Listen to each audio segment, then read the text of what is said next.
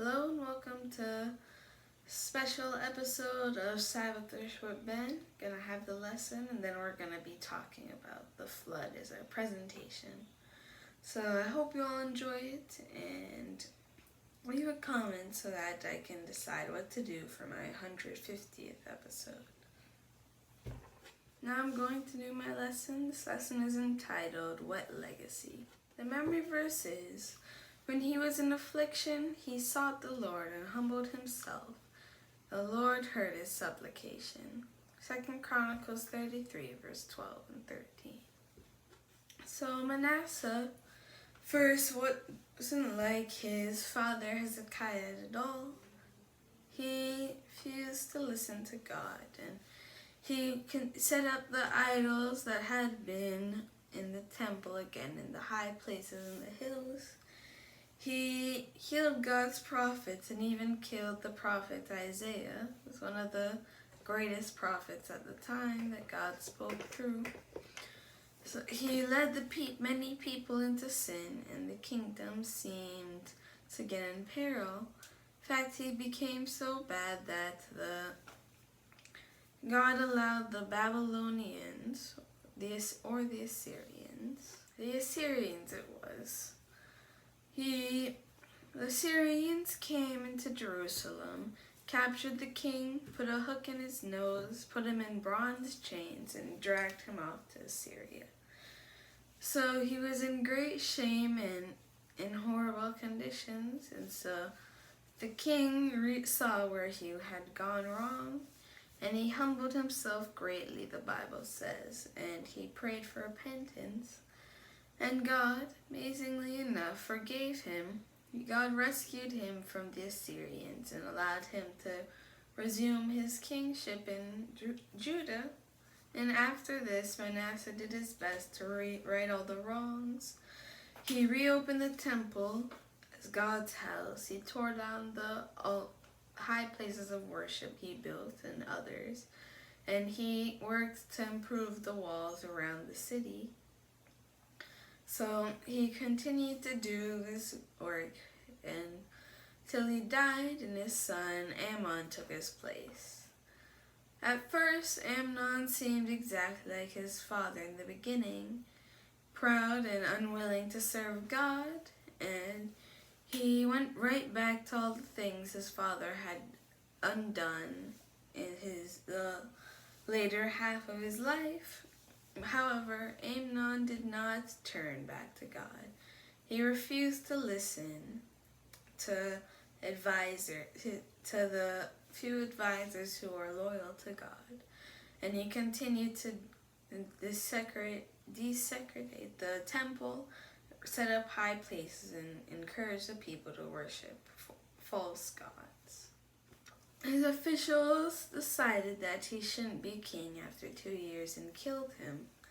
But when the people heard that they had killed his king, despite the fact they didn't like him, they killed all the people who had plotted to overthrow him. Then they made his son Josiah, who was one of the best kings of Israel, king in his place. So the lesson from the story is, no matter how bad we have been, we can always improve. God is willing to come back for us to come back at any time, as long as we repent of what we've done. That's the lesson for this week. Hope you enjoyed it. Now I'm going to do my presentation. This presentation is going to be based off of the flood. Genesis 6 verse 5 starting at. So just to go over the story quickly, it says that men were, which means the people of the earth, became exceedingly more and more evil. They started to disobey God, and the one sin of Adam, which corrupted the nature, grew and blossomed into many, many sins. Though Eve and Adam had simply disobeyed God, now there was murder and raping and many of the bad sins that we consider to be more modern. So God regretted that he had made man, not in that sense that he had made man at all, but that his creation had gone so far away from his plan, he determined that he would destroy the world and make it again whole. Not completely, because humans would still have sinful natures, but at least it would be cleansed from all the horrid things that were happening. So God chose Noah, the only man who was still good. There were others, but they all ended up dying for the flood. And he chose Noah to build a boat, and God gave him these instructions. Whether he told Noah how to do it, or whether gave Noah plans or whatever, he showed Noah how to build the boat and what he needed to gather as food. So he enlisted carpenters and his sons, 3 sons, as well as his wife and their wives, and they all started to work. But the people who saw him thought he was foolish. He was building on a mountain and there wasn't water anywhere nearby. Certainly not enough in the sky, and at that time it had never rained before. So Noah believed in God though, and it's possible his family did as well, but it's also possible they were simply saved because of Noah's belief, or even that some of them believed, but others were skeptical. However, they went along with Noah, even though the people who even helped him to build it were dissuaded from staying with him. After Noah had finished building, after over 100 years of preaching to the people, because God had told him to build the boat, but Noah didn't want everyone to die in the flood, so he went and preached to the people. Some might have been inclined to join him, but they were dissuaded by the others, as others who were determined not to listen to Noah or to God. So then God sent the animals to Noah, 2 of every kind. Not every species in the world. There were probably much less species before domestication and human cultivation and such. But 2 of every type of animal went on the boat. So after this, God shut the doors, and Noah and his God was ready to shut the doors and told Noah and his family to go in. He preached to the people one last time, but as usual they scoffed and ignored him. So Noah went inside, and God shut the heavy door, which was too hard for any of the people to move by themselves. God sent an angel to shut it. So a week passed, and the people all thought Noah a fool, but then it started to rain, and it rained and rained for a week, till all of the world was covered in water. So all the people who realized their fault tried to climb onto the ark, but they couldn't because God had shut the door and they couldn't open it. So the people drowned, and afterwards Noah and his family and all the animals, they're following God's instructions and waiting patiently for the water to go down. Noah sent out a dove, and they found that, and after 3 tries, dove didn't come back. The second time it came back with an olive branch, which God had sent it to find to give Noah and his family hope. The third time it didn't come back at all, meaning it had found a place to live and nest. So the mountains of Ararat, the ark came to rest, and all the animals in Noah got off. And so Noah's family repopulated the entire earth, as well as the animals that came off the earth. Noah made a sacrifice on the altar to God, and God used a promise of a rainbow, which now appears every time it rains, that he would never destroy the world by water again. That's the story of Noah, but there are many people who skepticize about how that could happen, how could the entire world be covered in a worldwide flood. We're going to look at and address some of those questions about this biblical story, show why it's true. Back in the time of Noah, the people didn't have any rain. A fine dew mist came and covered the ground, and also that we believe that there were animals very high in the there were animals that were very large.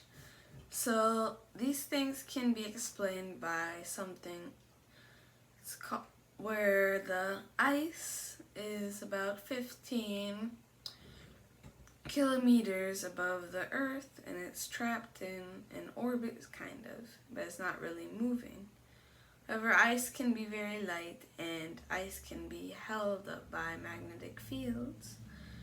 Since gravity is weaker up there, the magnetic field of Earth, which would have been stronger, as you can see that the Earth's magnetic field is is getting weaker. So if you go back in time, it must have been stronger, which would have made it strong enough to hold up the ice. So this ice would have pressurized Earth's atmosphere. Nowadays, with no pressure, with nothing to keep it pressurized, the atmosphere extends till gravity manages to keep it from flying out any farther. That's why the majority of air is still clustered around closer to the Earth. Back then, the concentration would have been much higher, allowing for things like insects, which you wonder how they ever possibly could have gotten so large. Since insects get their oxygen from their skin, through their skin, but it can only diffuse so far. So if they're too large, it can't go all the way through their body, and the insides will die from oxygen deprivation, which will kill them. But back in the old times, we find very large insects like dragonflies. This would explain why. Another thing we see is that under the crust, between crust and the mantle, there's a layer of water in some places. And this layer of water is what Earth moves on. That's why the crust is able to move. So there's much less water than there used to be. So the crust is kind of floating on this. It's not very much now, but back in a possible theory, there have been much more water under their crust. So this water would have God would have simply had to make a microscopic crack from the top of the ground all the way down, about 10 kilometers to this water level beneath the crust. So maybe 25 kilometers in some places. So the enormous pressure from having so much water would be about half of the amount of water in our oceans today. The rest probably came from the ice, but we'll get to that. Would have burst through the crack, and this water would have erupted from the crack, the force of many, many nuclear bombs under the incredible pressure. And this crack, following the path of least resistance, kind of like water does, or when you rip paper, it's almost never in a straight line because the amount of pressure you put on it changes the path of least resistance, so you have to be very careful if you want it to be straight. So a zigzagging crack would have spread across the planet and then cracked in other places as well, diverging off until the world kind of looked like a jigsaw puzzle, which it does if you look at the continental plates. This water would have forced the crust exploding out of the crack so violently, would have forced the out. And so when it collided with other fractured pieces, it would have bunched up. And that's why if you look under all the underwater mountain ranges and volcanoes, almost all run parallel to the North Atlantic Ridge, which is most likely where the water burst out of the earth. That's why they all seem to be parallel for the most part. Then the water coming out would have forced the plates into motion, which is why they're moving. So this water would have also dredged up huge amounts of sediment, but before that it would have reached high into the atmosphere, high enough to condense into ice along with the rest of the ice that was up there. So could have caused the ice to start falling down, as well as frozen up the pieces that reached high enough into the atmosphere. So these ice crystals, which would fall later after the flood, would have formed very cold periods which could almost be described as ice ages, where much of the earth was frozen in ice and land bridges were formed. But no millennia long things. It could happen very rapidly, then cooled off rapidly, even in multiple stages, depending on when the water was released or when it fell. The rest of the ice, some ice fell out of the upper atmosphere, would have melted, which would have caused a torrential rain and possibly something like hail as well, all around the planet. So this rain would have contributed to the rising waters. However, since the Earth's crust wasn't moving and wasn't cracked, the mountains weren't very high. They only where there was something like a volcano to push it up. So even though the water covered the entire Earth, before the plates were set in motion by this abrupt event, the mountain ranges and volcanoes and deep valleys where crusts meet happened to be much shorter, which would have made covering the whole entire world much easier. In addition, the sediment dredged up would have buried last wildlife from all around the world as the water spread, bringing the sediment that was dredged up by the eruption of water with it. This would have quickly and carried animals from the site outward all across the world. Since the entire world was covered in water, the animals could have floated anywhere, which explains why some certain fossils are found all over the world. This is definitely what also think the dinosaurs caused them to go extinct, as they, along with many other creatures, were buried. It's possible that God either didn't ask them to carry them on, or more likely he did, but then as humans started to regrow, they hunted down dinosaurs until there are virtually none left. And there may be some left, but we'll talk about that another time. So, let's just assume for a minute that this is what extinct them, because it certainly killed most of them. So Noah would have been safe, protected by God as he and the animals rose above the waters, and as all the remaining animals and plants were buried under this massive amount of water. Some of them were put under so much sediment that rushed after them that they were compressed into coal and oil, which actually doesn't have to take millions of years, but can be replicated in the lab. While it's too expensive to actually be used as a form of power, it's shown that it can be done very quickly, certainly in a few hundred years at most.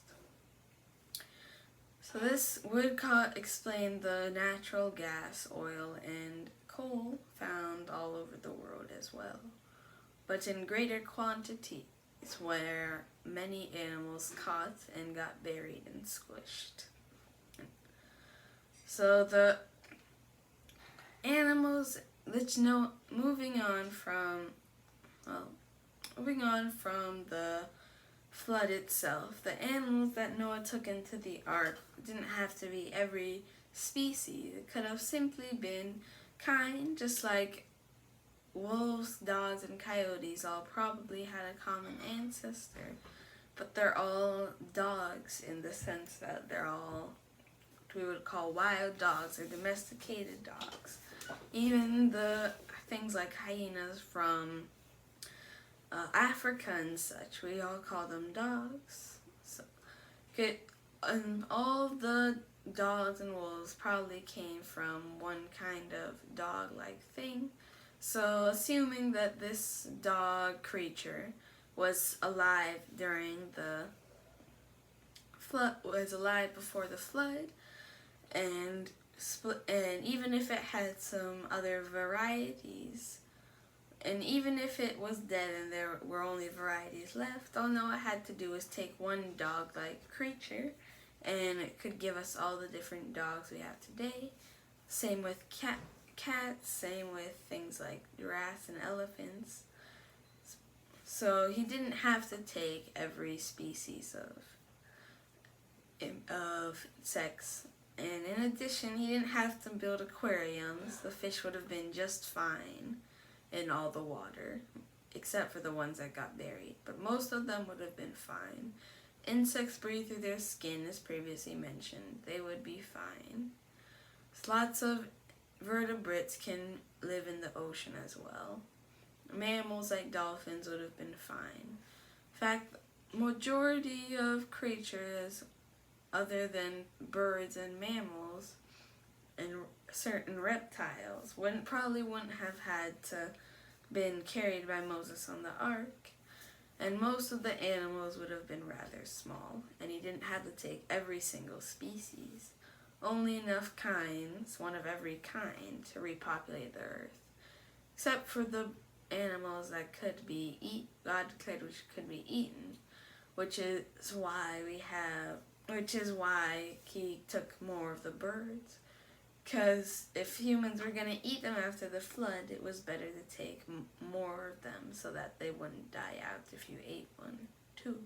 So you can see that based off of the evidence that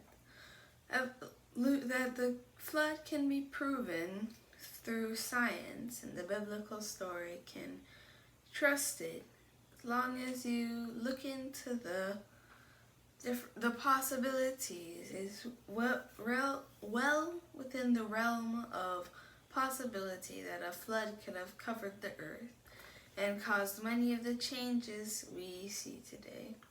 One of the most important things to remember is that the world today wasn't exactly like the world back then, which thinking about it and how the flood could have caused many of the changes makes a lot of sense. Last point is that about the Grand Canyon, which much all atheist scientists say grow very slowly over millions of years. This simply doesn't have to be the case, and it isn't the case. All the water in the world would have had to run into the ocean just as it did now. However, due to the new mountains and valleys, some of the water would have been caught in huge lakes.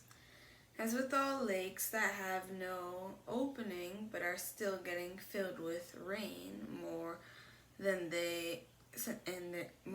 it evaporates, will soon overflow. Just like if you pipe water to your bathtub, sure, some evaporates, but eventually it'll fill up enough to counteract the evaporation. The same would have happened with the lakes, and based on the geography, a large lake would have formed around at the mouth of the Grand Canyon, along with other places. So that's what happens. The water takes a point of least resistance, as we talked about. So what happens is that the water flows that point and continues to flow until it levels. However, As it does this, it wears away the stone, and this can happen quite quickly. Doesn't have to take long, especially if there's a large amount of water rushing over it, as would have in this lake, as it would have been huge. This tiny notch can quickly become a groove a ridge, and the ridge a wide opening. That water only erodes open faster and faster. And the volume of this lake would have been huge, way more than your bathtub. Way more than even like 10,000 bathtubs full of water. Bigger than all of the Great Lakes near Michigan combined. So this lake would have all flowed out to the ocean. As much as the water it had in it is now a part of the ocean, but it could have caused catastrophic damage in the sense of erosion, carving out a deep path. But then spring came and spring started to feed the river at some time, and so now the river runs along the bottom of the Grand Canyon. This huge river, this huge erosion would have taken place, is most likely cause of the Grand Canyon. All the water, as we talked about, eroded a lot of soil when it erupted out of the earth, and it did so when it flowed to the ocean as well. So while the Colorado River continues to chisel away at the Grand Canyon, almost all of its mint layers were packed down by the flood, and all of the erosion through the rock, which probably would have been much softer back then, possibly even just still sediment, but even through rock, the water flowed out to the ocean, causing the formation of the Grand Canyon. So you can see that everything doesn't have to be through millions of years. Under the right circumstances, anything can happen quickly, from the formation of canyons to the formation of oil. That's why the biblical story of the flood is true. It's the lesson for this week. The presentation for this week. Hope you enjoyed, and that's it for this episode of Sabbathers with Ben. If you all enjoyed, see you next week. But till then, bye.